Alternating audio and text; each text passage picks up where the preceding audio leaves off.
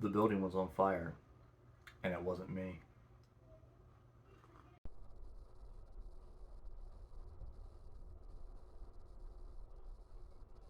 Be more than human. Hello, and welcome back to the channel. My name is Joseph Carroll. I write under the pen name J.R. Carroll. And today, we're coming back to Dresden. We are now making our march into the thick of the Dresden verse with book number 6, Blood Rites.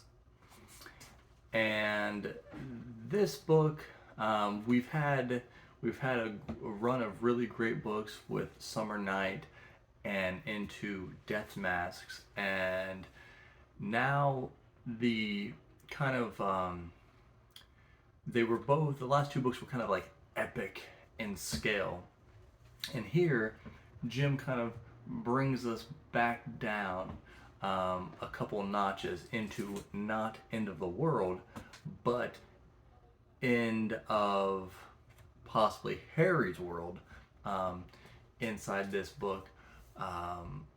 This is a book where Thomas takes kind of center stage. We see a lot more of the White Court and Black Court here. Some of our past favorites show up,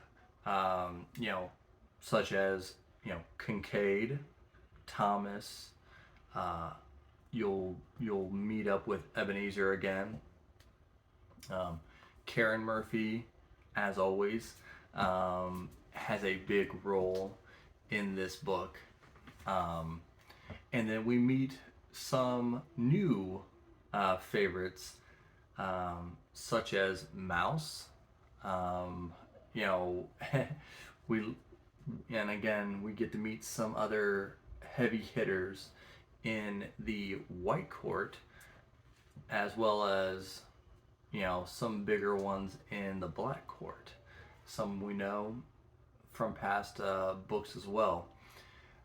And again, like I said, this is more of a low level book where Thomas comes to Harry. We start off really hard. Again, Jim is getting really good at just rushing us, bringing us right into the story, and Harry is, rushing into this, burning building, and as you've seen in the opening, one of the famous lines that you'll see posted through all Dresden like memes and stuff is, "The building was on fire and it wasn't me," is the opening line here. And he ends up saving this box of puppies that he's trying to get back to this Tibetan monk. Now, Thomas turns out to be his kind of wheelman at the beginning of this book, and kind of establishes that he was helping Harry because he needs Harry's help, so he's calling in a favor, and Harry has to help Thomas with this film that's being produced, which awkwardly enough turns out to be an adult film, and he wants Harry to protect the actors and actresses on the film because there's mysterious deaths are ensuing on set, and crazy stuff, and Harry's trying to be like, well, I mean, stuff happens, right? And he was like, not to get this won't really give anything away, but he's like, well, yeah, the person was hit by a car, and Harry's like, well, that happens, people get hit by cars all the time. And he goes, while she was water skiing.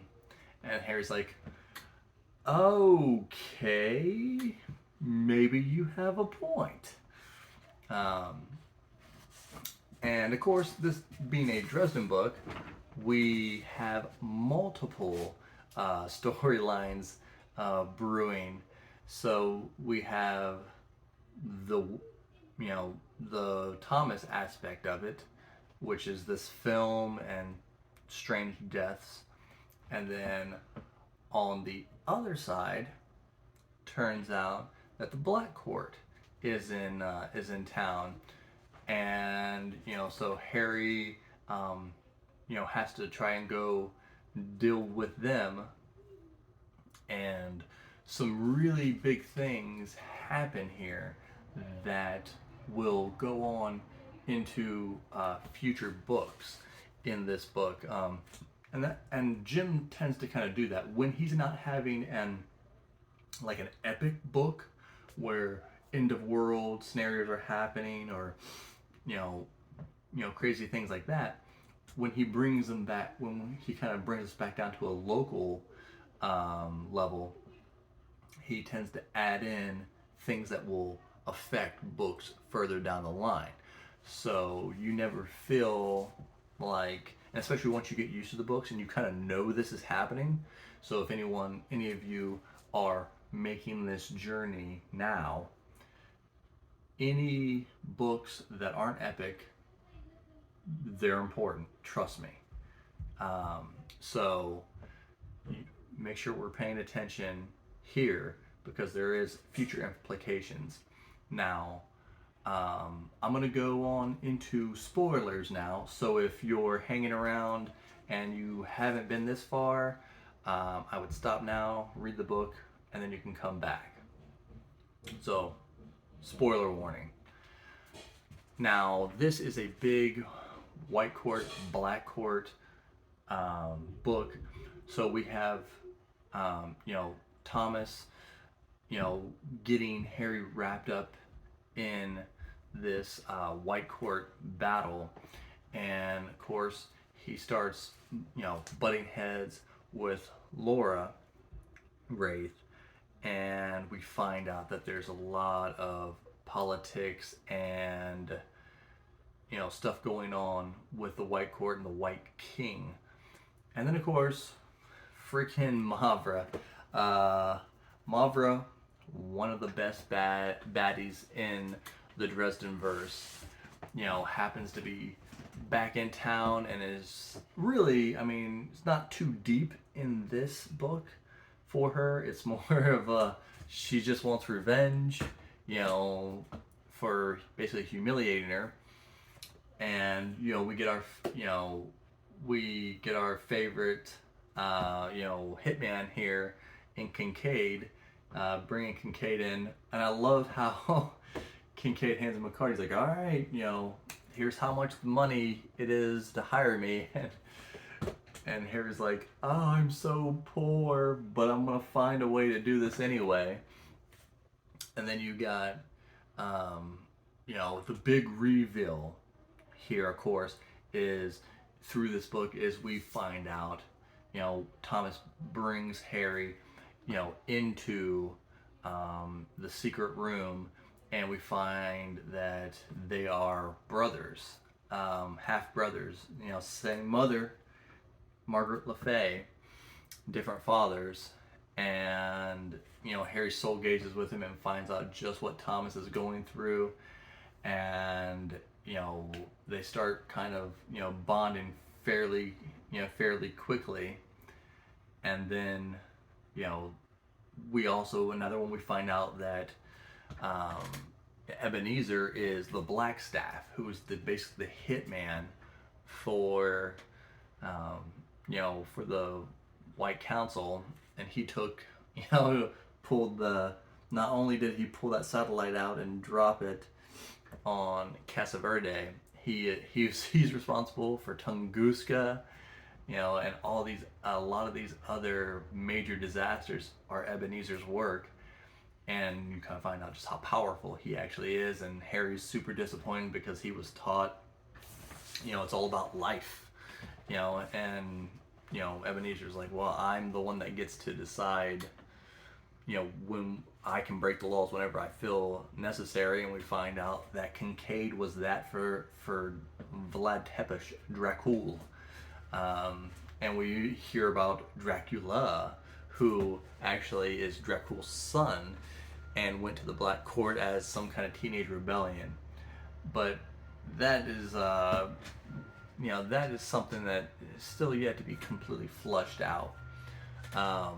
But we get Mouse, who's just a little puppy, and is awesome from the very beginning. He warns Harry about that first Black Court attack, and then there's so many things. I mean, Harry gets his hand damaged, his left hand damaged by the fire, and it's just it's one of those things I just hate.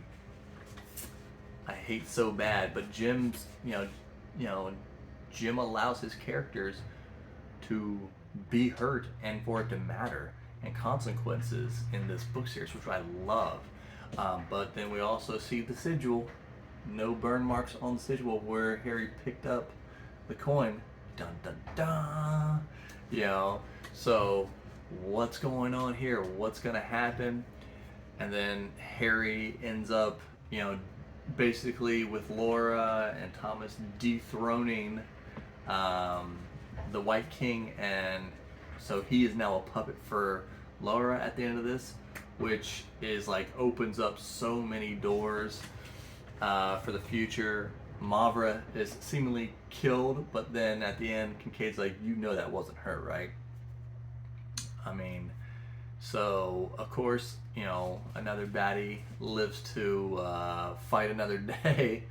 But this, I would say, this book, to me, I don't think it's on the level of Summer Night or Death Masks, but still very solid. I mean,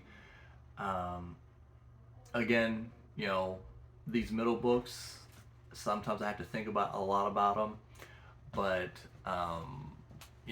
I would say we don't have a really downer book after Summer Night, but this is just a solid book, middle of the road for Dresden. But I will be having a discussion for books 4, 5, and 6 on Monday the 29th. I believe we're going to be doing that around 8:30 p.m. So I know tons of you tuned in for the first 3. We're going to have some great names. Sarah will be returning. Chaz is back. Myself, my friend Nathan.